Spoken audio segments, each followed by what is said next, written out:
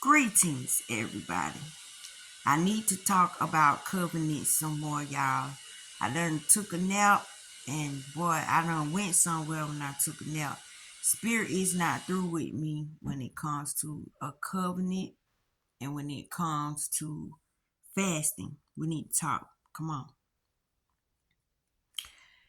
The purpose of a covenant is for you to see how true your words are, for you to see that God really is on the inside of you, no matter what you say, that God can hear you, God can see you, and God can feel you. A covenant is personal. It's a relationship between two parties. It's an agreement between two parties. But God don't need to make no covenant. You need to make a covenant with God because God know you real. You the one don't know if he's real or not. So how do you prove God? How do you test the spirit? How do you know? How do you know? Right? So you could stop doubting, so you could stop falling into these stupid arguments with people about what his name is he real or not? Well, if you're having a thought and a conversation inside yourself and nobody else is around, and then you could actually see evidence of that conversation on the outside of you and everything that was being said on the inside. You could see it reflected back to you from the outside. That's how spirit works. This is how you know God is listening, God is there, and this is how you know your prayers are being answered. Now, the other day I went to the beauty supply store, y'all. And I'm teaching my children this because I may not be here, to see them flourish in their, whatever stage of life when they start to get older. God might decide to call me home. So I'm teaching my kids what I know. And I've been with my youngest son here lately, and he's been having synchronicities like a mug. The other day he was singing that song Creep. He was asking me about the lyrics to the word. We was talking about the song Creep. I'm a creep. I'm a weirdo. What the hell am I doing here? I don't belong here.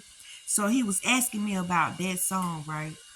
Maybe 30 minutes to an hour we had left. We went to the beauty supply store, and time we walked into the store, that's the song that was playing. So I alerted my son, look, listen to what song is playing. He was like, that's the Creep song. Okay, and remember we were just talking about Creep. He said, yes. I said, that's a synchronicity.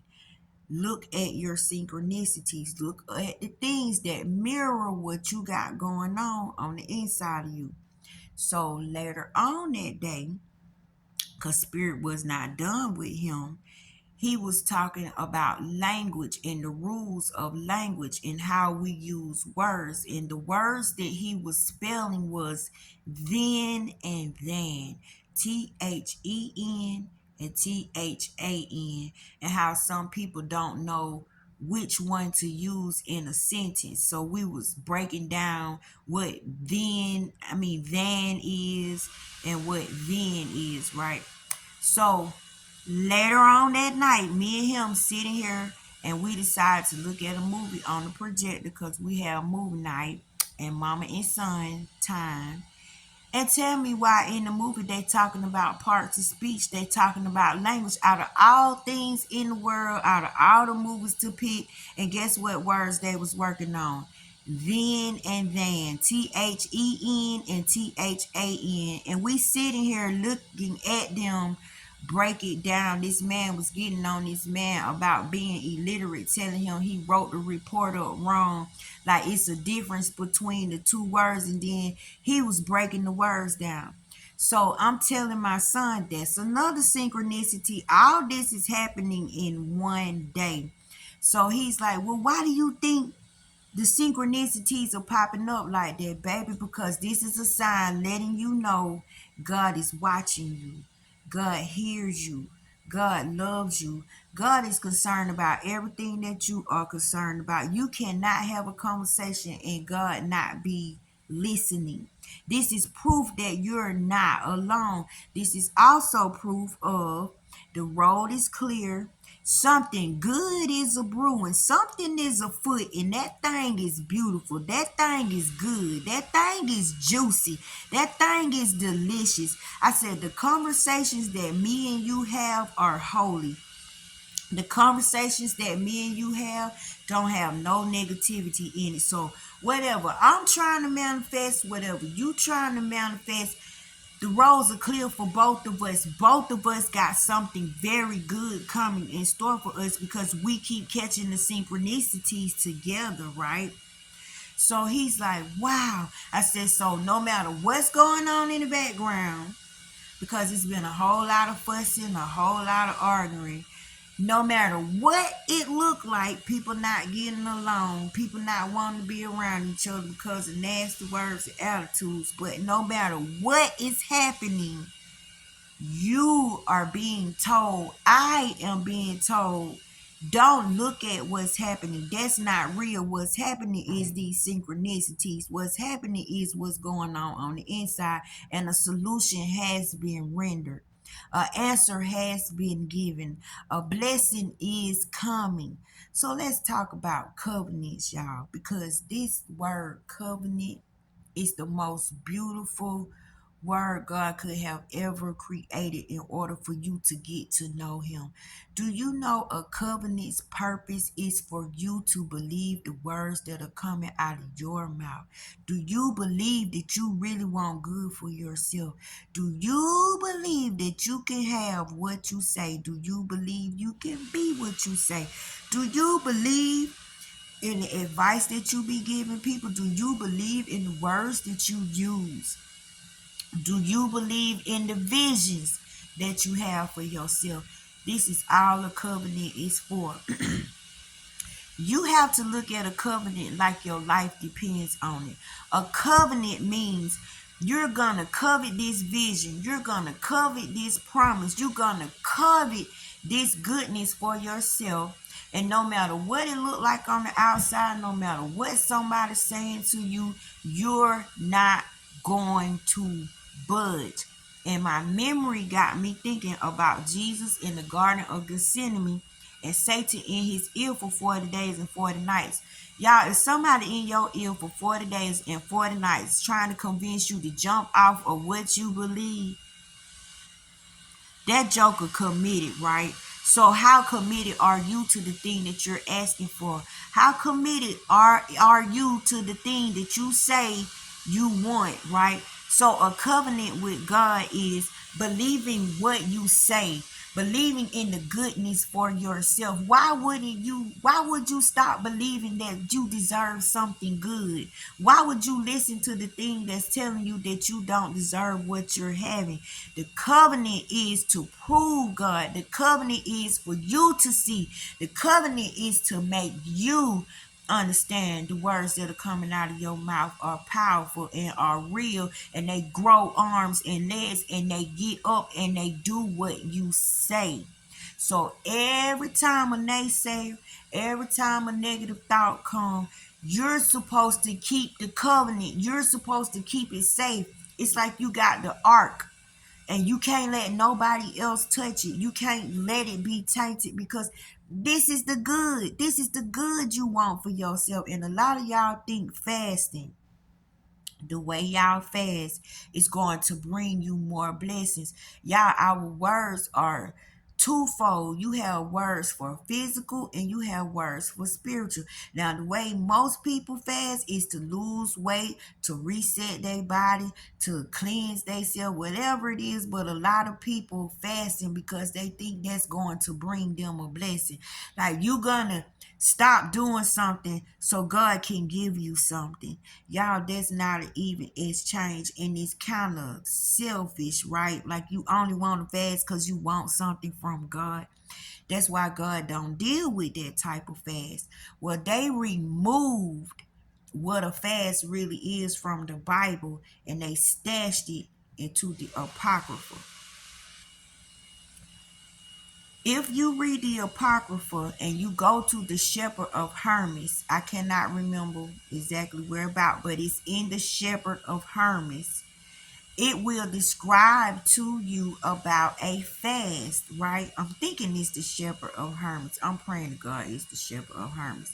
But they talk about a fast. This man is up in a special place, like say he on top of a mountain or whatever, and it's all quiet and greenery up there, and he loved the scene, and he can go up there and meditate.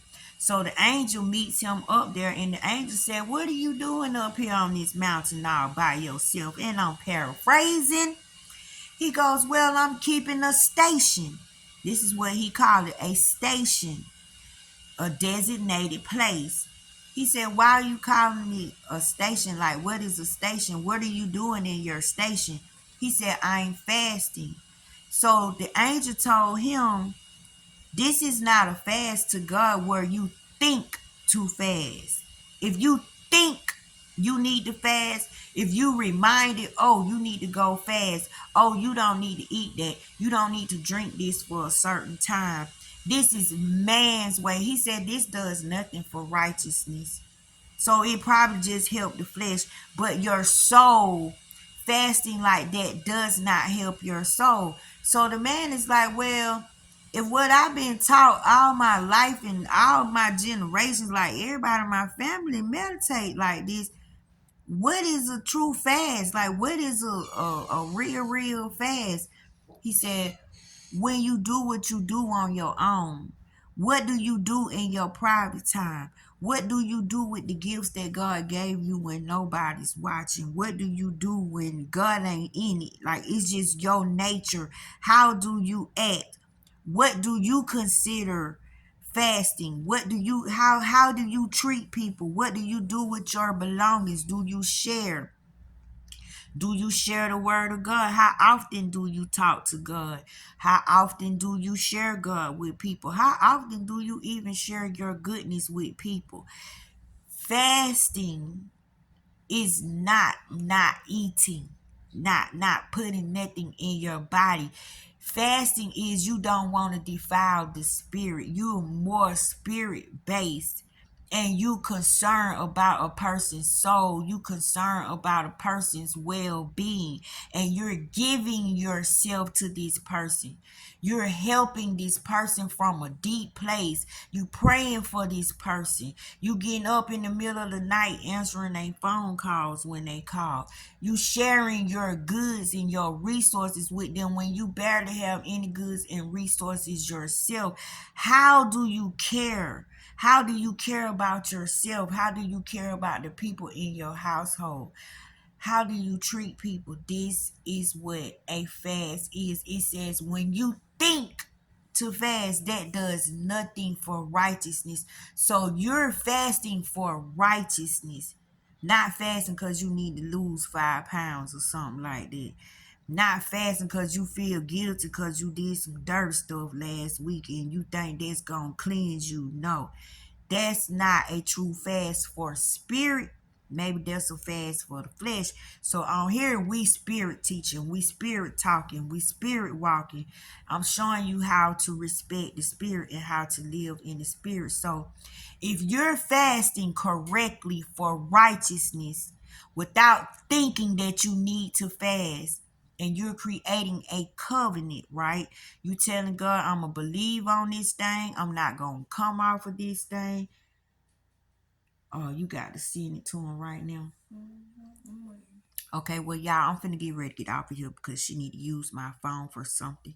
But just coming back to the covenant, do you believe the words that are coming out of your mouth? That's what the covenant is. Can somebody convince your lips to say other than what you think and what you feel and what you consider satisfaction is for yourself? Can somebody talk you out of your own goodness? Can somebody talk you out of your own wealth? Can somebody talk you out of your own health? Are you going to stick up for yourself and stand up for yourself and defend yourself? Because this is your life. You're trying to make your life better. And so you won't be overwhelmed. And so you can actually see what you're doing Do stuff one at a time. Don't try to bunch everything up at one time. So right now, y'all, I'm focused on transportation. I'm focused on a car. I'm focused on a certain car. And this car is going to be good for me. I'm going to be able to make my appointments. I'm going to be able to spend time with my family members. I'm going to be able to have freedom and independence and no notes. I don't do notes. I don't do car notes. Like God say, why do you want to work a 9 to 5? Well, why you want to tie yourself down every 30 days? You got to pay for your transportation. It's the same thing to me. Why I want to do that? Why I want to take myself through that? So when you give me my car, Lord, give me my car without any notes, without any stress, no red tape. I don't want nobody dying for me to get no car. I don't want nobody to be in no accident for me to get no car. My car is coming from the ether. My car is coming from eternity. My car is coming from the thought world. God, you told me don't bring no change purse. You told me my money don't work over here. You told me don't worry about what I'm going to eat, drink, or wear. So that mean I don't supposed to worry about how I'm going to get around, or how I'm going to get the car, or how the car is supposed to pop up. Your covenant is believing in the promises, believing in the word. Like, God, you said it. God, you said it, so I'm going to sit here and wait for you to do it, and I ain't going to do nothing else. God, if you want me to be able to get around, then you'll do it. God, if you want me to be able to do this with you, then you'll make a way for me. You don't move unless God moves. You don't change your mind unless God change his mind. So you let God prove himself to you so you can start arguing with people. Get your stuff out of the ether. If you want a home, stick to the home. Build your home in your body.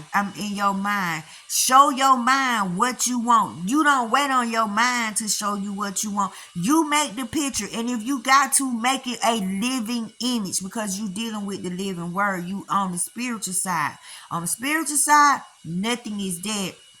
But all God wants you to do is just trust what you saying. Stop doubting what you saying. It don't matter if somebody come with something better or somebody come with a different perspective than yours. Your perspective is just as important as their perspective. And this is your life. This is your happiness. So a covenant purpose is for you to believe you, for you to believe in you, for you to trust you, for you to honor the words that are coming out of your mouth. These are your words. These are your thoughts for yourself. These are your images that you're creating in your own image for yourself. You're saying, let us create this in our own image. And you're talking to everything that come in here. Everything you come with is a us. Is a us. You're not by yourself. It's a our. It's a us. So how are we gonna get our car? How you gonna get this car for us? That's kingdom business. You don't worry about that. Your job is just keep the covenant, keep the ark safe. Make sure nobody touches it. Make sure nobody comes around it. Keep it in a sacred place. It don't matter how long it's taking, because the longer it take, that means you off somewhere. You off doing something else. You done went left. So to get your stuff in faster, think about one thing at a time. One thing at a time. Don't put two. And see how powerful your energy is on that one thing. And like I told y'all yesterday, some of y'all so freaking powerful. You won't get one car, you'll get two cars. You won't get two cars, you'll get three cars. You won't get three cars, you'll get four cars. It depends on how much you believe in the words that are coming out of your mouth. How much do you respect them? How much do you hold them precious to you? Don't let nobody come after your thought. Don't let nobody come after your goodness. The covenant is for you to have a good life. The covenant is for you to have what you want. You don't listen to the Antichrist. You don't listen to the naysayers, because you're in a covenant, meaning you're not allowed to just think I'll go to hell if I don't think good for myself. Not thinking good for myself will make me burn for eternity, and it'll hurt everybody around me. I'm the one that opened the door. I'm the one that got the key. I'm the master to this life. So I need to keep the covenant with my own goodness. my own